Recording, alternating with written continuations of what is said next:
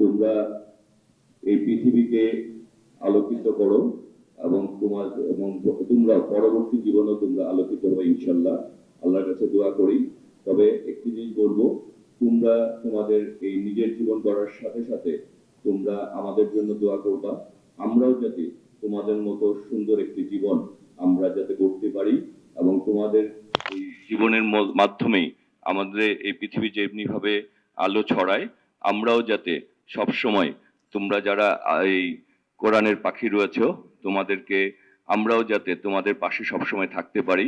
তোমাদের আমাদের মিলনে আমরা যাতে ঈমান এবং আমলের সাথে আমরা যাতে মৃত্যুবরণ করি এবং সবাই মিলে আমরা যাতে দেশটা গড়ার জন্য কাজ করতে পারি এবং সবাই মিলে এগিয়ে যেতে পারি এবং আমাদের এই কাজ হবে আমরা একটি সুন্দর বাংলাদেশ গড়ব।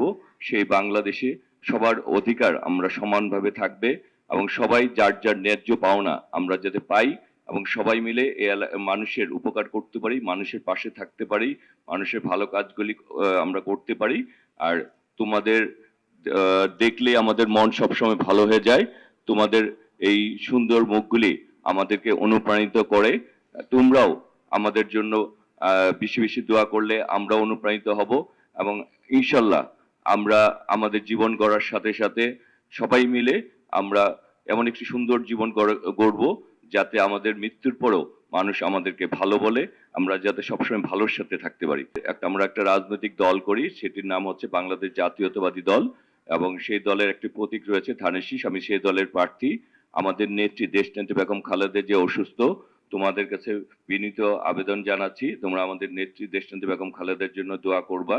এছাড়া আমাদের যে অন্য একজন ওসমান হাদি মারা গেছে, তাকে হত্যা করা হয়েছে, তার আত্মার মাগফিরাতের জন্য করছি এবং তোমাদের কাছে দোয়া প্রার্থনা করছি।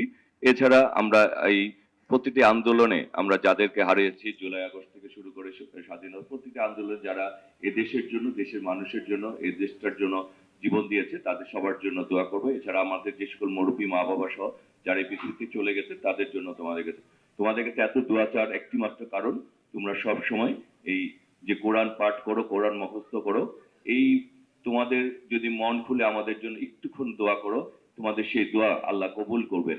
সেই জন্য তোমাদের কাছে বারবার এই দোয়া শব্দটি উচ্চারণ করছি।